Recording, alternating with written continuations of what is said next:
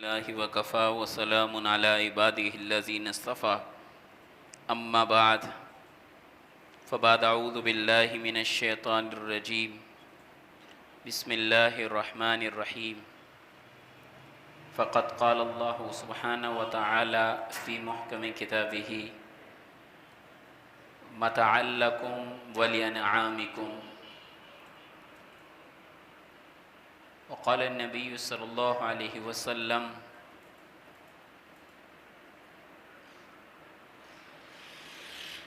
الدين النصيحة أو كما قال عليه الصلاة والسلام۔ میرے بھائیو، دوستو، بزرگو، اللہ رب العزت نے اس کائنات میں ایک نظام بنایا ہے، اور وہ نظام ہم میں سے ہر شخص اپنی آنکھوں سے اس کا معائنہ اور مشاہدہ بخوبی کر سکتا ہے، یا اس کو آپ ایک قدرت کا اصول کہہ لیں یا نظام کہہ لیں، اور وہ یہ ہے کہ جب تک کوئی چیز اس کائنات میں نفع دیتی ہے تب تک اس کی لوگ عزت کرتے ہیں، قدر کرتے ہیں، یا دوسرے الفاظ میں سمجھیں کہ وہ چیز زندہ رہتی ہے، اور جب وہ چیز اپنا نفع دینا چھوڑ دے تو پھر اس کی کوئی قیمت نہیں ہوتی، اس کی کوئی قدر نہیں کرتا۔ دیکھیں، درخت ہے، زمین پر اگتا ہے، اس کی ہم نگہداشت کرتے ہیں، اسے پانی دیتے ہیں، پانی سے اسے سینچتے ہیں، اور رفتہ رفتہ وہ ایک تناور درخت بنتا ہے۔ اب وہ بڑا ہوا، اس کی نگہداشت کی، اس کو پروان چڑھایا، اب وہ ہمیں نفع دے گا کہ ہمارے کاربن ڈائی آکسائڈ کو آکسیجن میں تبدیل کر دے گا، اس سے انسانوں کو راحت ملے گی، پرندوں کو راحت ملے گی، چوپائیوں کو راحت ملے گی۔ غرض وہ اس کائنات میں، اس دنیا کے اندر ایک مفید فرد کی حیثیت اختیار کر لیتا ہے۔ اس کے بعد جب اس سے یہ فائدہ ختم ہو جائے کہ اب وہ سبز نہیں رہا اور وہ سوکھ کر ایک خشک لکڑی میں تبدیل ہو جاتا ہے، تو پھر اس کو کاٹ دیا جاتا ہے۔ اب اس کو وہ نفع اس کا ختم ہو گیا، اب اس کو دیکھیں گے کہ مزید، یعنی لکڑی سوکھنے کے بعد اب اس میں کوئی اور نفع موجود ہے یا نہیں ہے۔ اگر وہ جو درخت ہے وہ قیمتی ہے، اس کی لکڑی اگر قیمتی ہے تو پھر بھی اس کی اتنی اہمیت ہے، لیکن وہ سوکھنے کے بعد اگر اس لکڑی کی کوئی اہمیت نہیں ہے، کسی نہ کسی درجے میں، کوئی دوسری چیزوں میں اس کی اہمیت نہیں ہے، جیسے عام طور پر ہمارے یہاں پر جو عمومی طور پر وہ لکڑیاں جو جلنے کے کام آتی ہیں، یا تو وہ درخت ہوتے ہیں یا پھر دوسرا ان کا کام ہے صرف جلنا، اور ان سے کوئی نفع نہیں اٹھا سکتے، لیکن کچھ لکڑی ایسی ہیں کہ سوکھنے کے بعد بھی ہم اس کے دروازے بناتے ہیں، اس کو فرنیچر میں استعمال کرتے ہیں۔ میں یہاں آپ کے سامنے بیٹھا ہوں، یہ بھی لکڑی کا بنا ہے، تو اس کو بھی ہم نے استعمال میں لے لیا، اور اس کو اپنے استعمال میں لینے کے بعد جب تک یہ اس کا نفع دیتا رہے گا، جب تک اس میں اتنی طاقت ہے کہ اس کے اوپر کوئی بیٹھ سکے، جتنے سال تک بھی یہ نفع دے گا، ہمارے سر کا تاج ہے، ہم اس کی حفاظت کریں گے۔ یہ لکڑیاں، یہ جو دروازے کھڑکیاں ہیں، جب تک ان میں یہ صلاحیت ہے کہ یہ دروازے کا کام دے سکیں، کھڑکی کا کام دے سکیں، تب تک ہم ان سے کام لیں گے۔ الماری ہے، فرنیچر ہے، جب تک وہ کام دے گا ہم اس سے کام لیں گے۔ اب اس کے بعد جب وہ کام کرنا چھوڑ دے گی تو پھر اس کا حل کیا ہے؟ پھر بھی اس کو چھوڑیں گے نہیں، پھر بھی دیکھیں گے کوئی نفع اس میں سے اور لے سکتے ہیں یا نہیں، تو دیکھیں کہ بھئی اس کا ایک نفع اور ہے، اور اس کو جلانے کا کام، اس سے ایندھن کے طور پر استعمال کیا جائے گا، اس کو ہم ایندھن کے طور پر استعمال کرتے ہیں، اور آخر کے اندر پھر وہی جو مادہ تھا، جو میٹر تھا، وہ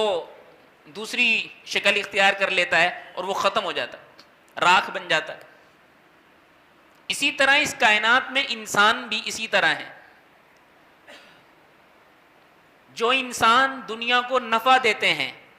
دنیاوی معاملات میں، اخروی معاملات میں نے پچھلے جمعے بھی آپ کے سامنے یہ بات رکھی کہ اللہ کے نبی کی یہ دعا ہے، ربنا آتنا فی الدنیا حسنہ وفی الآخرۃ حسنہ، اے اللہ ہمیں دنیا کی بھی بھلائی دے اور آخرت کی بھی بھلائی دے۔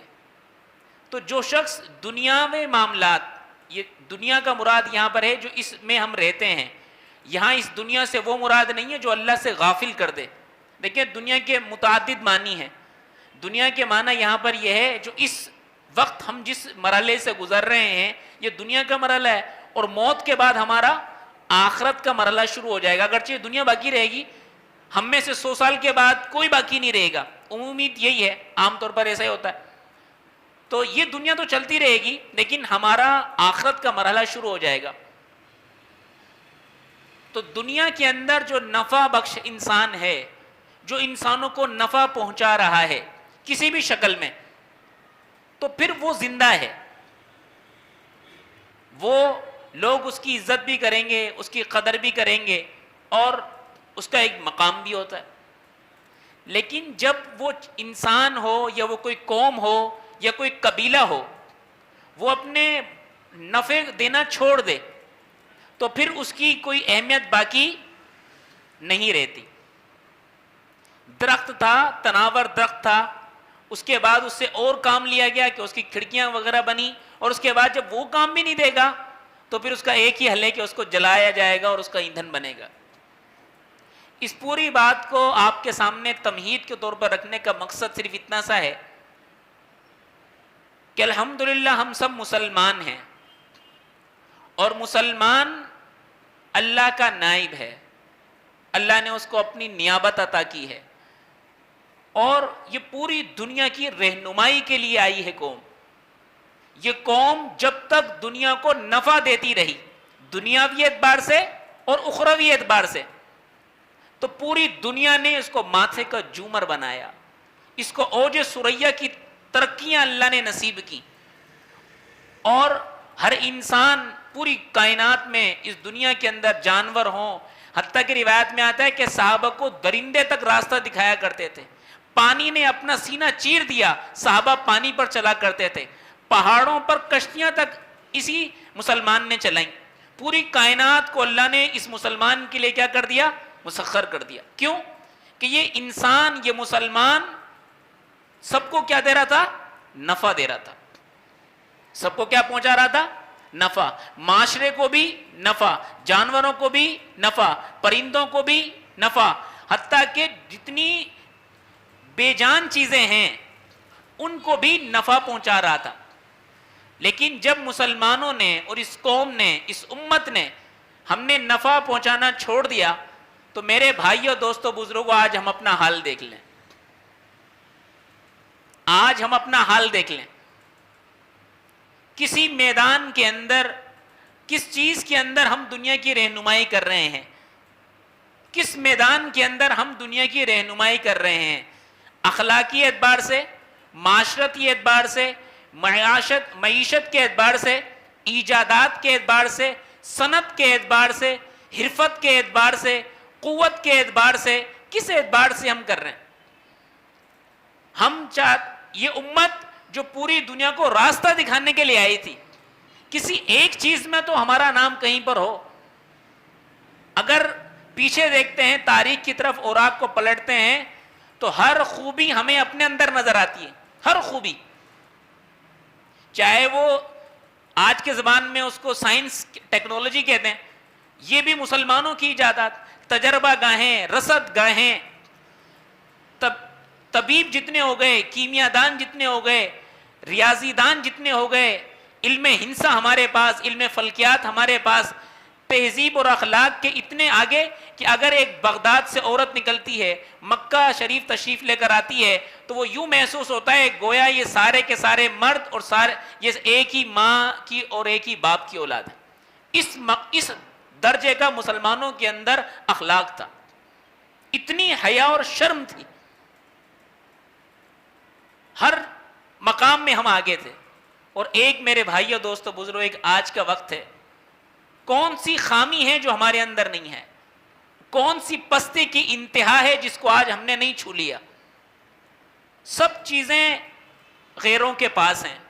اور ہمیں کتنی محنت کرنی ہے آپ اندازہ لگائیں کہ ہم صفر پر کھڑے ہیں، اور دوسرے جو جن کی ہم نے رہنمائی کرنی تھی وہ ہم سے کتنا آگے چلے گئے ہیں. تو میرے بھائیو دوستو بزرگوں، اس چیز کا ہم نے خیال کرنا ہے، اور ایک دن میں نے بھی مرنا ہے، آپ نے مرنا ہے، اللہ کے نبی کو بھی ہم نے منہ دکھانا ہے، اللہ کے سامنے ہم نے پیش ہونا ہے کہ ہم نے تیرے دین کے ساتھ کیا مذاق کیا، اور تیری وہ امت جس کا ہم پر اللہ نے احسان کیا ہے، اس احسان کے بدلے میں ہم نے دنیا کو کیا نفع دیا. تو اللہ سے دعا ہے کہ اللہ پاک ہمیں اس ذمہ داری سے سبکدوش ہونے کی توفیق عطا فرمائے.